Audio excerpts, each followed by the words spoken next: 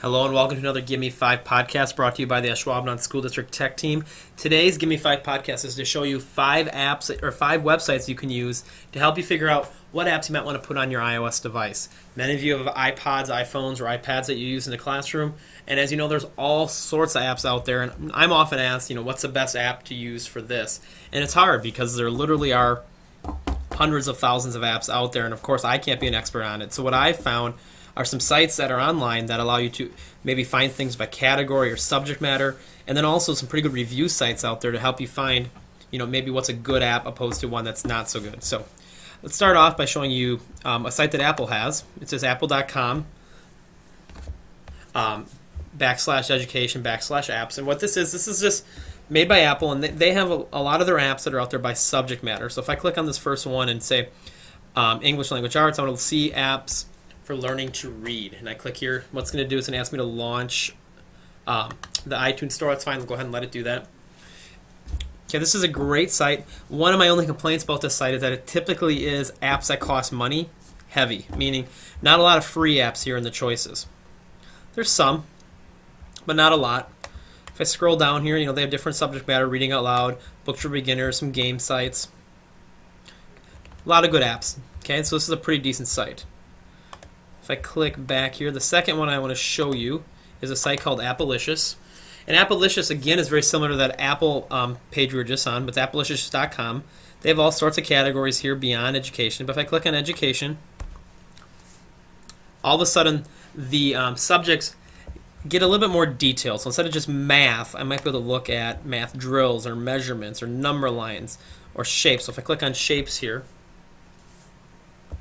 it gives me more specific apps that fit, a certain subject matter that you might be teaching or a skill. You can target a certain skill. Again, some of these are pay apps, some are free, and you can see that. So this is a pretty cool app. Another one I want to show you is a site called Apitic. Okay, and again, Apitic is themed out through different education themes up here. You can look at just teacher apps as well as Flipped Classroom, Bloom's Technology. But if you click on themes here by subject area, there are all sorts in here. Very similar to Applicious. Again, if I'm talking about social studies and we want to talk about, world leaders, let's say, it has some specific apps. Some of these are reviewed. Not a whole lot of reviews in this site. They kind of just added that, so hopefully as more and more people use it, they'll start reviewing. And again, you can see the costs here. Some, again, are costs, some are free. So these first 3 sites that I showed you are very similar in the fact that they list a lot of apps. Most of them are by subject or content area or by age. So good tools there to find things. The hardest part then is to figure out the quality of the apps. So the last two sites I want to show you actually review apps. The first one I want to show you is called appysmarts.com. And AppySmarts they have some apps and some rankings just like the other pages. But if I click on app reviews here, it brings up a lot of different categories. You can look for just specific types of platforms. The age group, you can click on education. Okay. And then you can click on the skill underneath that. But if you look at some of these apps, or you also can search if you know the name of the app. Okay.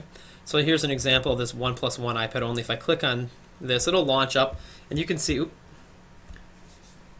You can see what it is. They'll talk about what they like about, what they don't like. You can get a preview. You can get a free preview of the app, which will give you a short window to play with it. They give it an overall score. I can't get my. You can see the overall. There it is. The overall score is 65 out of 100. So this app doesn't get the greatest reviews. It also gives you the educational value, the age level. So a lot of information here as to what's going on. Here's what I was looking for. Okay. And you can see the date it was reviewed and the price. So a lot of good information here. Okay. Again, that's appysmarts.com. The last one I want to show you is called, it's iear.org, and it's iEducation Apps Review. This doesn't have near the apps that the other sites I showed you had, but the reviews are pretty good. So if I click on early elementary here, you can go through, and as you see here, here's an app on kids' dental health. It'll go in, and what I like, it's very obvious that these are teachers who are using these apps and reviewing them. So their reviews are pretty long, but they're detailed, and sometimes they'll even give you ideas of how you can use them in the classroom.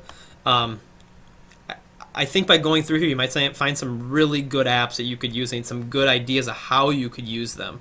So again, this site does not have near the apps that, let's say, Applicious or even Appy Smarts had, but what it does, it has a lot. I think the quality of the review is there.